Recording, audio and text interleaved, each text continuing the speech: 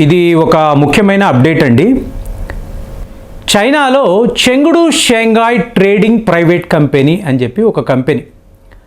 So వీళ్ళు ఏంటంటే ఈ కెమికల్స్ తయారు చేస్తూ ఉంటారు.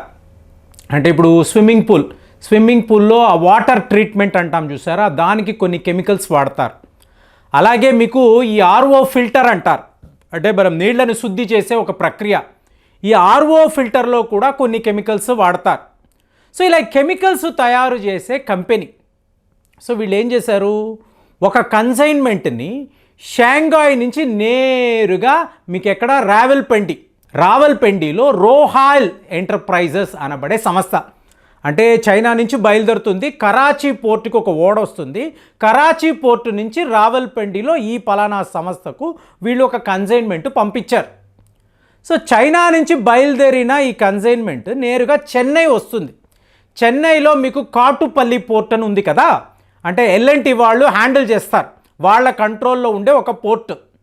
సో ఇప్పుడు ఈ కాటుపల్లి పోర్టుకు వచ్చిన తరువాత ఎందుకు వస్తారు, ఇప్పుడు మీరు ఆలోచించవచ్చు. చైనా నుంచి డైరెక్ట్గా పాకిస్తాన్కి కన్సైన్మెంట్ వెళ్ళొచ్చు కదండి, ఎందుకు వీళ్ళు చెన్నైకి పని కట్టుకొని అంటే భారత్లోకి ఎందుకు వస్తారు అంటే, చైనా నుంచి చెన్నైలో ఉండే కొన్ని కంపెనీస్ పలానా ఐటమ్స్ మాకు కావాలి అని చెప్పి మనం ఆర్డర్స్ ప్లేస్ చేస్తాం. సో చేసినప్పుడు ఏంటంటే ఒకేసారి ఒక ఓడలో నేరుగా చెన్నై రావడము, ఇక్కడ ఉండే ఆ కన్సైన్మెంట్స్, ఆ గూడ్స్ ఏవైతే ఉన్నాయో వాటిని వీళ్ళు ఇక్కడ దింపేసి, చెన్నైలో దింపేసి అక్కడ నుంచి నేరుగా కరాచీ పోర్టుకి వెళ్తారు. సో ఇలాగ మీకేంటంటే మల్టీ ట్రాన్సిట్ సిస్టమ్ అనేది ఒకటి ఉంటుంది. సో అలాగా ఒక కన్సైన్మెంట్ మీకు చెన్నైకి వచ్చింది. లోకల్గా ఉండే కస్టమ్స్ అధికారులు ఉంటారు చూసారా, వాళ్ళు ఒక్కసారి ఓడలో ఏమైతే ఉంది, చైనా మన శత్రు దేశము, పాకిస్తాన్ మన శత్రు దేశము, లోపల ఎలాంటి వస్తువులను వీళ్ళు తీసుకొని వెళ్తున్నారు అనేది వీళ్ళు చెక్ చేయడం మొదలుపెట్టారు. చేసినప్పుడు చూడండి, మీకు 103 డ్రమ్ములండి. ఈ డ్రమ్ములు లిటరల్గా కన్సైన్మెంట్ అంటే ప్యాకులుగా 25 కేజీల ప్యాకులుగా 103 డ్రమ్ములు, టోటల్గా 2500 కేజీల ఒక రకమైన కెమికల్. ఏమిటి కెమికల్ అంటే ఆర్థోక్లోరోబెంజిలేడెన్ మ్యాలోనోనైట్రైల్ అంటారండి. సో ఇప్పుడు ఈ కెమికల్ ఏమిటంటే CS గ్యాస్ అనబడే ఒక ప్రమాదకరమైన విషవాయువు, అందులో వాడే కెమికల్. సో ఇప్పుడు దీనిని వీళ్ళు చైనా నుంచి పాకిస్తాన్కి ఎందుకు తీసుకొని వెళుతున్నారు, ఈ పలానా సంస్థ రోహెల్ ఎంటర్ప్రైజెస్ వీళ్ళు పాకిస్తాన్ ఆర్మీతో డైరెక్ట్గా కాంటాక్ట్స్ ఉన్నవాళ్ళు. అంటే మన దగ్గర స్కార్మెట్ లిస్ట్ అని ఒకటి ఉంటుందండి. ఈ స్కార్మెట్ లిస్ట్ అంటే ఏంటి, స్పెషల్ కెమికల్స్, అలాగే ఆర్గానిక్ మెటీరియల్, మీకు ఎక్విప్మెంట్, టెక్నాలజీ, దీనికి సంబంధించిన ఒక లిస్ట్, దీన్నే స్కార్మెట్ లిస్ట్ అని అంటారు. ఇది ఎందుకు, ఈ లిస్ట్ ఎందుకు అంటే, ఒక కంపెనీ మీకు ప్రజల కోసము తయారు చేసే కొన్ని వస్తువులు ఉంటాయి, మళ్ళీ అదే వస్తువులను మిలిటరీకి కూడా వీళ్ళు వాడతారు. సో ఇప్పుడు ఏమవుతుంది, స్కార్మెట్ లిస్టులో ఇలాంటి వస్తువులు ఏమిటేమిటి, మామూలుగా మీరు ఒక కంప్యూటర్ అంటారు, ఈ కంప్యూటర్ మన ఇళ్లలోనూ వాడతాము, డిఫెన్స్ రంగంలో కూడా వాడతాం. అంటే ఏంటి, మీరు మీ దేశం యొక్క మిలిటరీ కోసం వాడతారు, civilian as well as defence. ఇలాంటి ఎక్విప్మెంట్ ఉన్నా, ఇలాంటి కెమికల్స్ ఉన్నా, ఇలాంటి మీకు వస్తువులు ఏవి ఉన్నా కూడా ఈ లిస్టులో మీకు క్లియర్ కట్గా డిఫైన్ చేయబడి ఉంటుంది. దీనిని కొన్ని దేశాలు ఒప్పుకోరు. ఇప్పుడు నేను మాట్లాడుతున్న CS గ్యాస్ అంటున్నాను చూసారా, ఇండియాలో ఇది బ్యాన్ అండి, మనము వాడకూడదు. కొన్ని దేశాలు ఇలాంటి కెమికల్స్ను వాడకూడదు, చాలా ప్రమాదం అని చెప్పి బ్యాన్ చేశారు. అందులో మనము సంతకం పెట్టి ఉన్నాం. చైనా, పాకిస్తాన్ ఈ పని చెయ్యలేదు.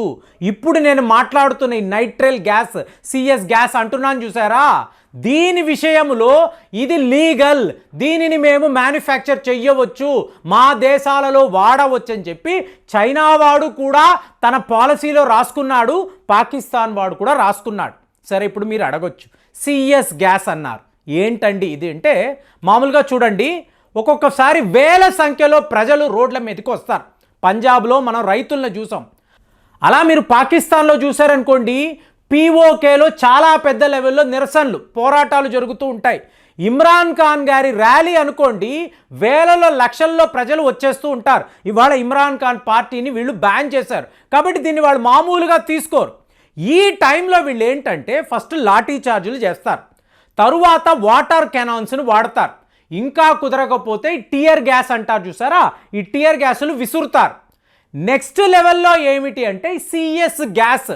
ఒక్కసారి ఈ గ్యాస్ను విడుదల చేస్తే ఈ విషవాయువు ఉంది చూసారా, డైరెక్ట్గా మీ లంగ్స్లోకి వెళ్ళి మిమ్మల్ని తీవ్ర స్థాయిలో అంటే మీకు విపరీతమైన దగ్గు, అలాగే మీకు వామిటింగ్, మీరు అక్కడికక్కడ కళ్ళు తిరగడము, పడిపోవడం, ఒక్కొక్కసారి ప్రాణాలు కూడా పోతాయి. అంటే మేము వార్నింగ్ చేశాము, మీరు వినలేదు కాబట్టి సిఎస్ గ్యాస్ మీ మీద వాడేమని చెప్పి ఈ పాకిస్తాన్, చైనా లాంటి దేశాలు చెప్తారు. దాని గురించి ఈ కెమికల్ను వీళ్ళు చైనా నుంచి పాకిస్తాన్కి పంపిస్తున్నారు. ఈ కథనాలు మీరు గూగుల్లో క్లియర్గా చదవచ్చు. కానీ నాకు వచ్చిన ఇన్ఫర్మేషన్ ఏంటో చెప్పమంటారా, ఇది ఇక్కడతో ఆగిపోలేదండి. మా దేశంలో ఇది పరిస్థితి, ప్రజలు మా మాటలు వినరు, పోలీస్ వ్యవస్థ మీద వీళ్ళకి నమ్మకం లేదు, కాబట్టి మేము వాళ్ళ మీద సిఎస్ గ్యాస్ వాడతామని చెప్పి చైనా వాడు చెప్పొచ్చు, పాకిస్తాన్ వాడు చెప్పొచ్చు. కానీ అసలు విషయం ఏంటో చెప్పమంటారా, చెప్తే నమ్మరు ఫ్రెండ్స్. చాలా చాలా డేంజరస్ వ్యవహారము. మీకు ఈ బలూచిస్తాన్ అని నేను మాట్లాడుతూ ఉంటా. Balochistan liberation army, Tehreek Taliban Pakistan, వీళ్ళు తీవ్రవాద సంస్థలు, వీళ్ళు పాకిస్తాన్ ఆర్మీ మీద దాడులు చేస్తారు. ఇవన్నీ చాలా కథనాల్లో నేను మాట్లాడాను. ఇవాళ పరిస్థితి ఏమిటంటే ఈ బలూచిస్తాన్లో ఉండే చిన్నపాటి గ్రామాలు, ఇక్కడ 20,000 మంది యువకులు సడన్గా మాయమైపోయారు.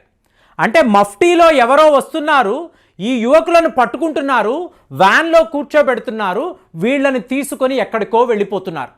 ఒక 2 నెలల తరువాత బలూచిస్తాన్ ఎడార్లో మీరు వెళ్ళి చూస్తే ఈ యువకులు శవాలుగా పడి ఉంటున్నారండి.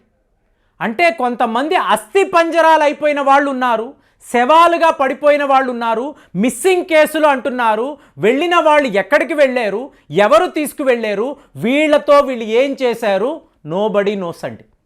సో ఈరోజు చైనాలో ఏంటండి, మీకు కోవిడ్, కరోనా అనబడే ప్రమాదకరమైన వైరస్, ఇది లీక్ అవ్వడం వల్లే ప్రపంచంలో ఇంతంత మంది చనిపోయారని వార్తలు. కాబట్టి చైనా వాడు తన ల్యాబుల్లో ప్రమాదకరమైన పరిశోధనలు చేయడము మానేశాడు. మరి ఇప్పుడు ఎక్కడ చేస్తున్నాడు అంటే పాకిస్తాన్లో. పాకిస్తాన్ వీడి బానిస, మీకు 1000 కోట్ల అప్పు తీసుకున్న దేశం. కాబట్టి పాకిస్తాన్ ప్రభుత్వము, పాకిస్తాన్ ఆర్మీ వీళ్ళు పరిశోధనలు చెయ్యడానికి ఎలుకలలాగా, ల్యాబ్ ర్యాట్స్ అని అంటాం చూసారా, ల్యాబ్ ర్యాట్స్ల లాగా ఈ యువకులను, ఎందుకు వీళ్ళు తీవ్రవాదంలో ఉన్నారు, పాకిస్తాన్కి వ్యతిరేకంగా పోరాటాలు చేస్తున్నారు, వీళ్ళ ప్రాణాలకు ఎటువంటి విలువ లేదు, వీళ్ళను తీసుకువెళ్ళి ఈ ల్యాబుల్లో పరిశోధనలు చేసి రిజల్ట్స్ ఎలా ఉన్నాయని రిపోర్ట్స్ రాసుకుంటున్నట్టుగా వార్తలు వస్తున్నాయి. కాబట్టే ఈ కెమికల్స్ను వీళ్ళ మీద ప్రయోగిస్తున్నారు.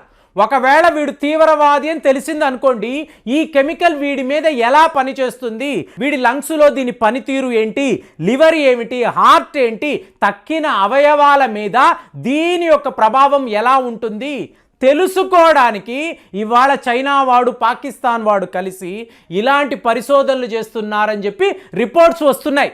అంటే మనుషులను ల్యాబ్ ర్యాట్స్ లాగా పాకిస్తాన్లో ఇవాళ వాడుతున్నారు. అంటే ఇమీడియట్గా భారత ప్రభుత్వము ఈ సిఎస్ గ్యాస్ని బ్యాన్ చేయండి, ఈ దేశాలలో ప్రమాదకరమైన పరిశోధనలు జరుగుతున్నాయి, ప్రజల మీదే వీళ్ళు ఇలాంటి ఎక్స్పెరిమెంట్స్ చేస్తున్నారని చెప్పి మనము కూడా చాలా పెద్ద లెవెల్లో ఇవాళ ప్రొటెస్టులు తెలిపాము. ఆలోచించండి, ప్రజలు ల్యాబ్ ర్యాట్స్ సమానమేనా? ఎవరైనా కానివ్వండి, పాకిస్తాన్ ప్రజలే కానివ్వండి, యువకులే కానివ్వండి, వాళ్ళ విషయంలో మీరు ఇంత ప్రమాదకరమైన పరిశోధనలు చేయగలరా? చాలా చాలా దారుణం అండి. ఇదంతా మనము చూస్తుండగానే జరుగుతుందంటే అసలు దీని గురించి మనం ఏం మాట్లాడాలి, ఏం అర్థం కావడం లేదు. మరి ఇలాంటి న్యూస్ రిపోర్ట్స్ వస్తున్నప్పుడు మీరు ఎలా ఫీల్ అవుతారు, అసలు మీ భావన ఎలా ఉంటుంది, మీ కామెంట్స్ ఎలా ఉంటాయో ఒకసారి తెలియజేయండి. మళ్ళీ వచ్చే వీడియోలో కలుద్దాం. జై హింద్.